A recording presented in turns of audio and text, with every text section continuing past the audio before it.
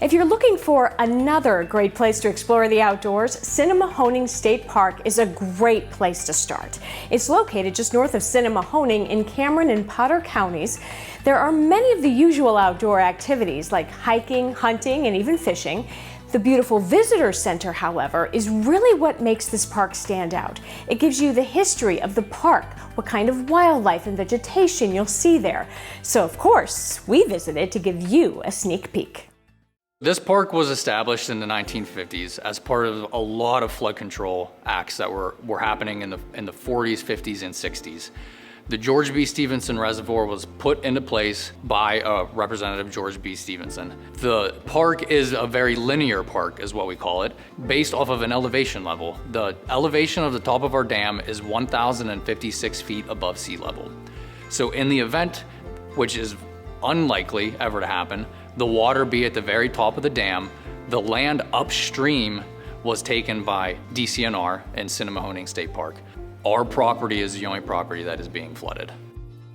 The history of the Wildlife Center here at Sinnemahoning State Park is relatively new. The building was built in 2011, and part of the reason that the building was built here was because of the Pennsylvania Wilds, or the PA Wilds. It's a nonprofit in this area that really does a great job of sponsoring people of getting up into this area for recreation and tourism. So a large part of the budget for this building was supplied to us by the PA Wilds.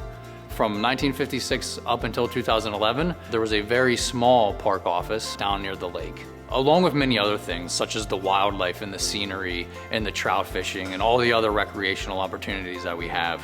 A lot of people come into the building saying, wow, this building looks like it's brand new. I never knew it was here before. And it's over a decade old now, 2011, it's now 2023. So it's a 12-year-old building, but we try our best of keeping it as clean and as brand new looking as possible. The Wildlife Center showcases everything that you can find out in the park. Not just the park, but also the entire region of the PA Wilds, which encompasses 13 counties in north central Pennsylvania.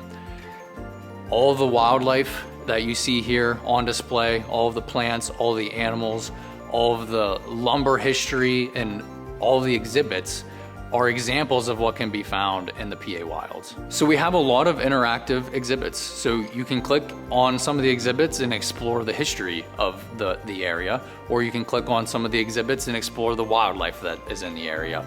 We have a lot of different mounts of wildlife. We have a lot of bird mounts here, all examples of species that can be in a park.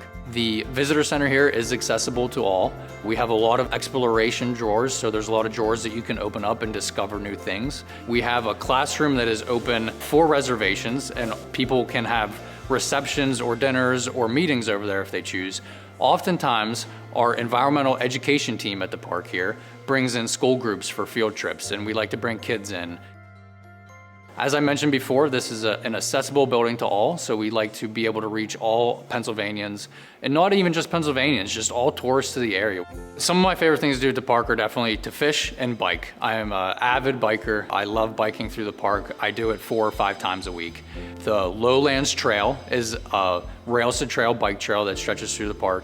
It's about 5 miles one way, so if you do up and back, it's a 10-mile nice short trail. Fishing is phenomenal. The stream is stocked with trout year in and year out. We get a lot of fly fishermen to the area and a lot of spinnerbait fishermen down to the lake. The lake is also stocked with trout as well. So in the park, we have our nice 5-mile Lowlands Trail and a 1-mile Red Spruce Trail. We are nestled in between Elk State Forest and Susquehannock State Forest.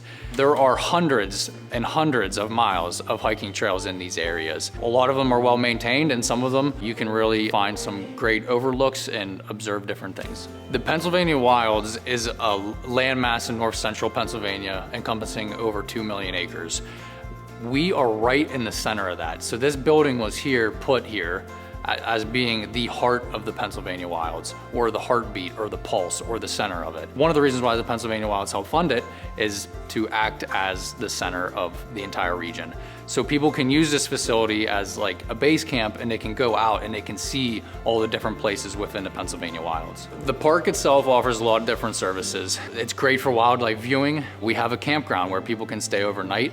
We have one unique house where you can reserve it overnight, and it's historic from the CCC era, the Brooks Run Cabin. We have a lake that is stocked with trout, and it's great for other fishing such as smallmouth and largemouth bass. And we have our George B. Stevenson Dam, which offers one of the nicest overlooks in the Pennsylvania wilds. We have several events that go on at the park, and our biggest one is our Fall First Fork Festival, which happens the second Saturday of every October. Vendors come into the area, and it's a great time to shop with local artisans and craftsmen from the Pennsylvania Wilds region. We also have two smaller events called the Women in the Wilds event, where we bring a bunch of different women in that might not have an opportunity to be outdoors, so from cities or from other places, and we give them as much recreational opportunity as we can, and we lead programs. If you've never been in this region before, I tell everybody, expect crowds, but come here in the fall. The elk are bugling in the area, and the park has elk regularly.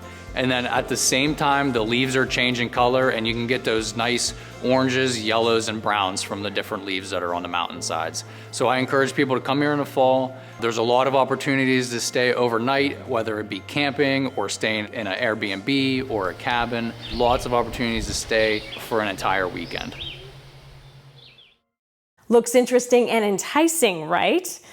Well, after the break, we'll show you a tree with a very specific purpose. We'll be right back.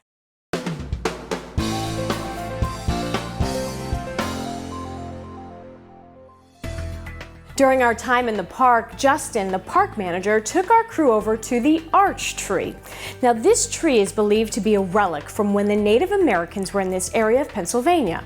According to history, some trees would be weighted with rocks or tied down with a vine in order to cause them to bend as they grew. This would act as a marker for something of interest, like a rattlesnake den, a spring for good water, or to mark the direction of a trail. Pretty neat, huh? And we are done. We hope you enjoyed this edition of Kaleidoscope. Keep up to date with Kaleidoscope on our website or join the others who have liked our Facebook page. And as I always say, for a different view of our region, look at life through our kaleidoscope. We'll see you next weekend, everyone.